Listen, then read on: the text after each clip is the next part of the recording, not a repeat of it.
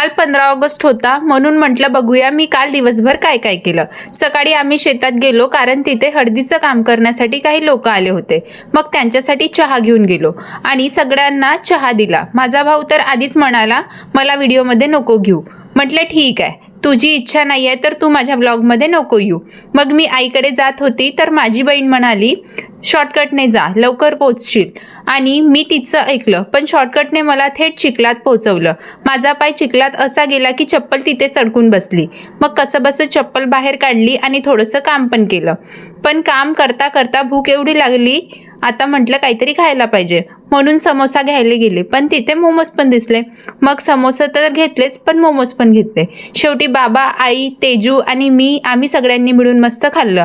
असा गेला आमचा काल 15 ऑगस्टचा दिवस। थोडंसं काम, थोडंसं चिखल आणि भरपूर खाणं। आणि माझे व्लॉग्स तुम्हाला कसे वाटतात नक्कीच कमेंट करून सांगा। आणि हो, फॉलो, लाईक करायला विसरू नका। भेटूया पुढच्या व्लॉगमध्ये।